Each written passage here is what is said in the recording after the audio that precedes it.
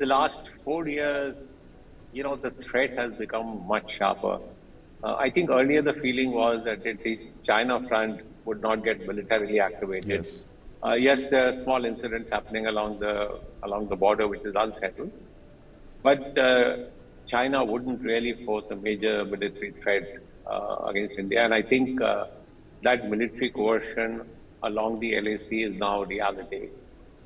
The line of control, despite the fact that there is ceasefire, does remain active in the sense that infiltration is happening. A very large number of troops have got to get deployed. And now what you are seeing is Jammu region, which was largely peaceful, in the last 3 years has become very, very active. So the army really, frankly, has its hands full with two borders, and now what we are seeing as a resurgence of violence in the Jammu region. Is there some link between these things? I think there is. We know both China is hostile to India's rise, so is Pakistan. Feels that it's the only country in South Asia that can actually challenge what they call India's hegemony. And they've always done this in Jammu and Kashmir. I mean, the recent incidents that you spoke about, the one in Katwa was a result of an infiltration that happened from Pakistan. So I don't think we can rule out a link on these 2.5 fronts, as I call them. There is a sort of, let's call it a minimum requirement of troops to deal with a situation as it emerges. You recall in 2020 when Uniform Force, which was located in Riyasi, got pulled out. Obviously, it did create a bit of a void, as you yourself said, was the right decision at that time. But now when we're seeing a resurgence of this, I think the army has already pushed in additional forces. So has the CRPF pushed in, after the Dangri massacre that took place of the Hindu population, additional CRPF companies have been moved into the area. I think it's not so much how many troops you require as how you employ them in a cohesive manner. My suggestion is, and I know people will say this model has not been applied, right? But probably there is a need to set up a unified command arrangement so that, the army troops that are there, the CRPF that is there, can all be put under one commander. It will be of tremendous help, Sandeep, in, maximum utilization, optimal utilization of resources, having a common strategy. And more importantly, Sandeep, I think it will put accountability on one person. Right. So probably GOC 16 Corps, who's at Nagarota, can be made the unified operational commander. Yes. Because often what happens when you have forces of different ministries operating in the same area, not under the same command arrangement, fingers tend to get pointed. So I think it's also important that accountability be placed on a single commander in this case. That to me, I think, would be a big step that would help. It was discussed, Sandeep, and frankly, this is the way to go. I mean, if you look at counterinsurgency, counterterrorism operations around the world, they all have a unified commander. We did have a unified headquarters headed by the chief minister, but unfortunately, it used to meet only, in times of crisis. Yes. And there was no real sort of permanent secretariat to do the operational planning. Right. What are the hurdles? Frankly, the hurdle is, turf protection. Everybody wants to remain, to protect this turf. Why should Central Armed Police Forces go under the army?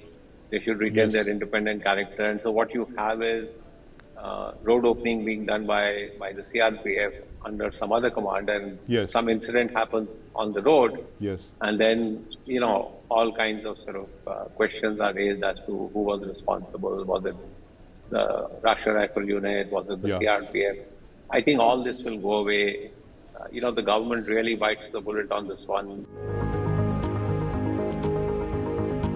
This question is sort of often asked. I think what we have to see is, are we looking at the problem in Jammu and Kashmir primarily as a law and order problem? Right. Or are we primarily seeing it as a sort of a counterinsurgency, counter-terrorist campaign? If the latter is the case, and we look at it as a counterinsurgency, counter-terrorism campaign, then obviously I think it's the army that has to take the lead. If we feel that the situation has transited to law and order, Right. then certainly the police and the CRPF can look at it. I don't think, frankly, Sandeep, that we've reached that stage that it's purely a law and order issue, and therefore can be handled by the CRPF and the police.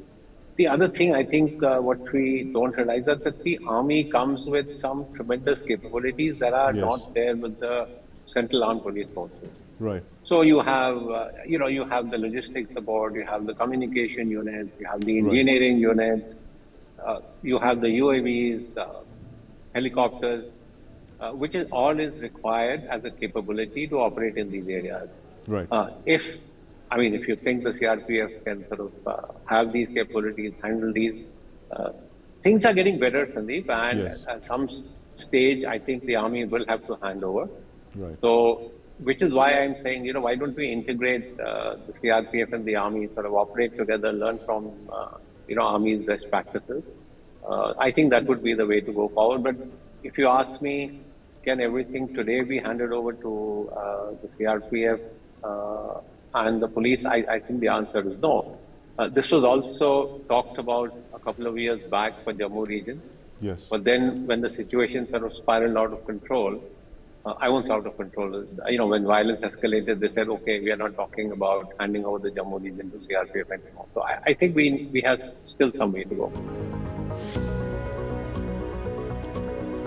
Sandeep, even at that time, we didn't think that, one cross-border operation Right. will completely stop and deter Pakistan from doing anything, in Jammu and Kashmir. Right. Certainly it serves to send a strong message that response will come, and that was reinforced, I think, in a much stronger way with the Balakot airstrike. That we are willing to respond. India is going to be willing to respond strongly to terrorist incidents. But would that completely deter Pakistan? No. So I think we need a more sort of consistent strategy, which combines hard military power with diplomatic pressure, economic pressure, international pressure, and just sort of continue to do that with Pakistan.